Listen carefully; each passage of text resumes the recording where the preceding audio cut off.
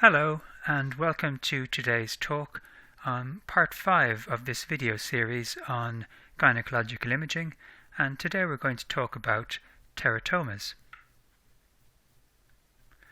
So what are teratomas? Well, these are tumours which are of germ cell origin. They're found in very many parts of the body, but since this is a talk on gynecological imaging, we're going to concentrate on teratomas of the ovaries. Now, they're believed to be congenital, that is, they're present at birth but very slowly grow throughout life, and that might account for why they present in younger age groups. A teratoma is derived from all three cell lines, so that's ectoderm, mesoderm and endoderm. Now, the term dermoid tumour and teratoma is often used interchangeably. A dermoid tumour, or a dermoid cyst as it's usually called, is one which arises exclusively from dermoid and epidermal elements, that is, ectodermal elements, and a teratoma is derived from all three cell lines, so it will also include mesodermal and endodermal elements. But in practice, the two, as I say, are often used interchangeably. Now, what's much more important than that is whether the tumours are benign or malignant. Now, we don't generally use the terms benign and malignant in describing these tumours. We generally call them mature or immature.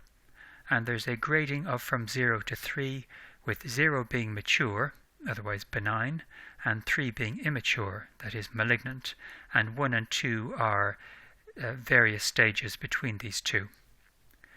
In addition to describing them as mature or immature, they can also be described as cystic, solid or mixed, and a cystic lesion is much more likely to be mature and therefore benign. They can produce tumour markers, alpha-fetoprotein and sometimes beta-HCG in the malignant types particularly, and that's something that's useful to know. Extremely rarely you can have specialized teratomas, notably the struma ovarii, as it's called.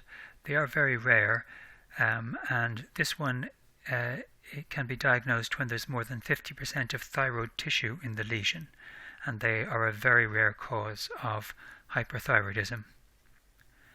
Now, in addition to de novo malignancy, it is believed that there is malignant transformation of what it would appear to have been mature teratomas, and that is thought to occur at about a rate of 1 to 3%. And that's why, if the lesions are not removed, they should probably be followed by serial ultrasound examination, and certainly an annual ultrasound examination is recommended for patients who choose not to have an otherwise mature appearing lesion removed. So this is the sort of picture which you might see on ultrasound in a patient with a teratoma. The most characteristic feature is this echogenic material here, which is fat, because fat is the defining feature of a teratoma, which allows us to identify it on imaging.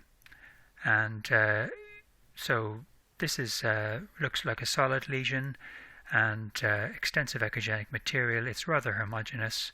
Let's have a look at the CT scan of the patient, and you can see, in fact, that there's extensive fat present within the lesion.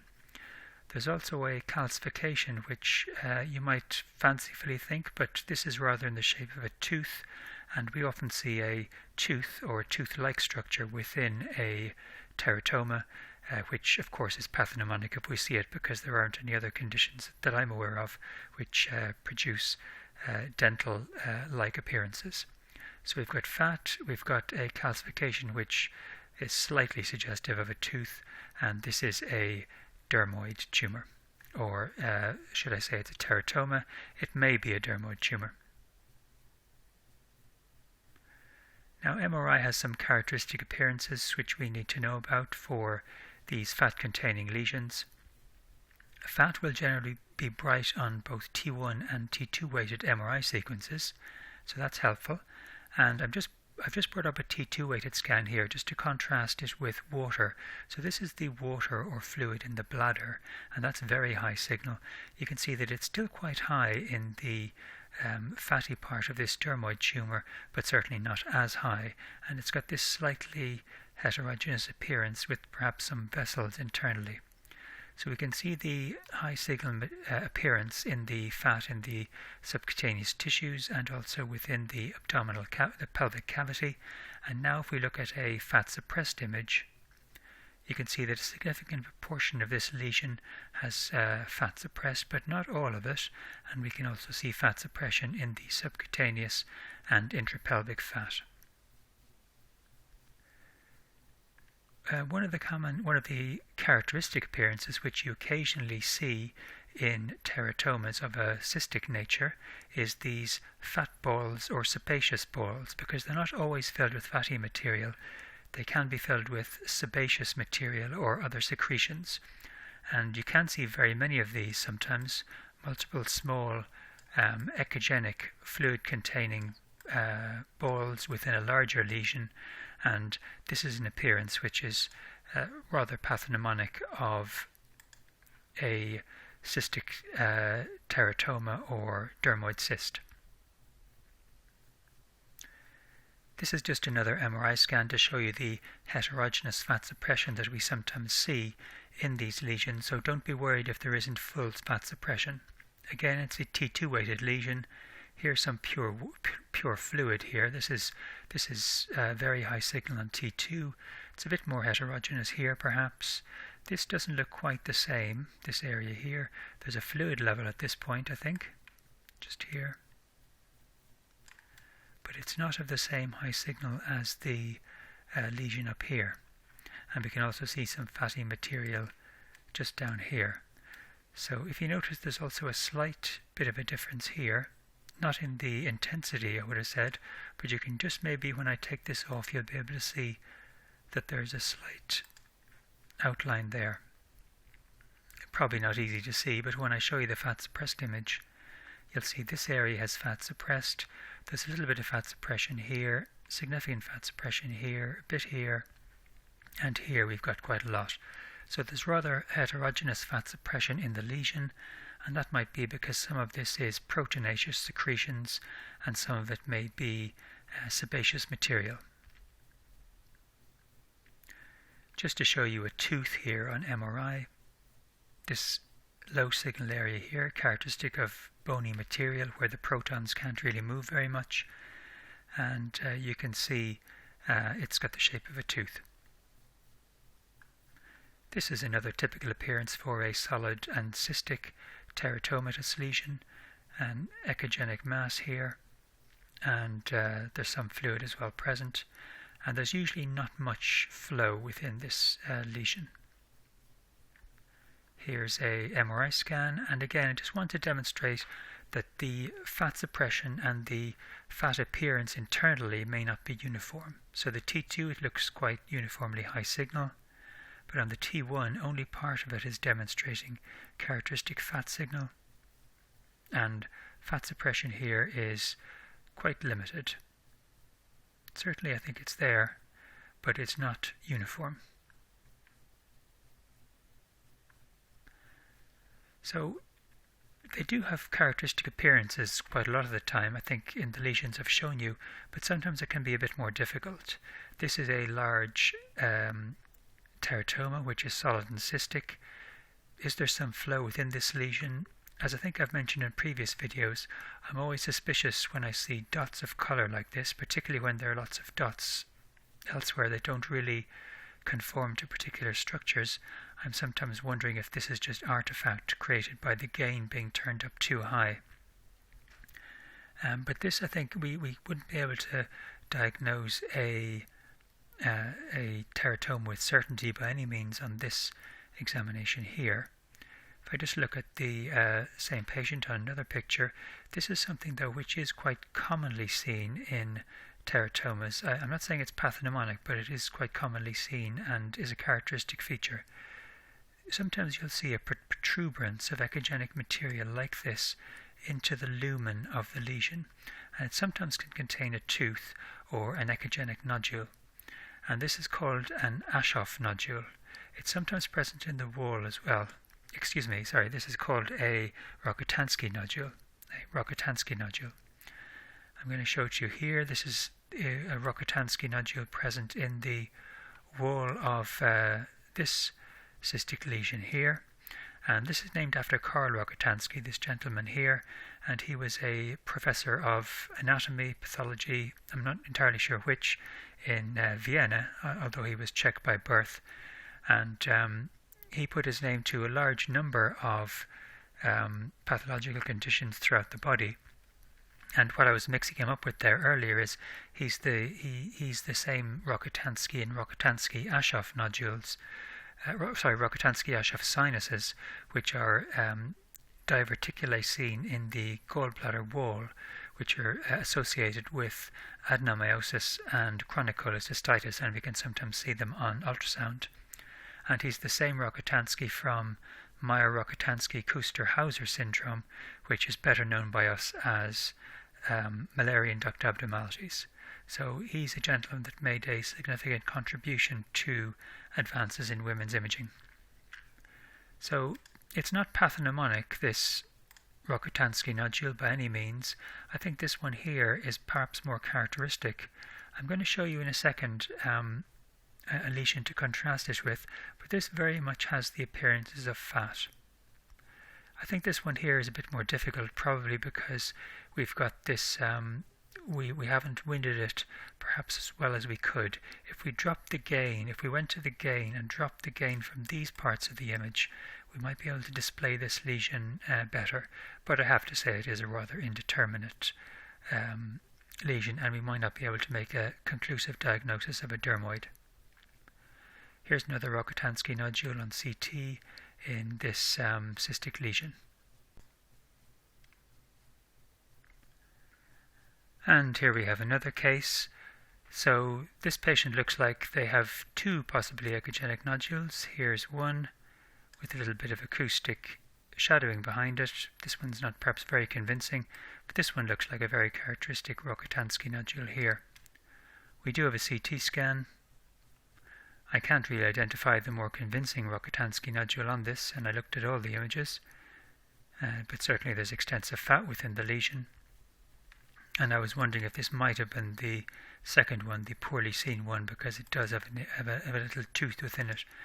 You can see that's rather similar to the tooth we saw on the case we saw at the beginning of the talk. So I just want to go back to that classic, well, I thought it was a classic Rocketansky nodule before, which has that rather relatively uniform echogenic appearance. I know there's a tiny low echogenicity area there internally, but this is very much what a Rocketansky nodule looks like. Now, just to show you that,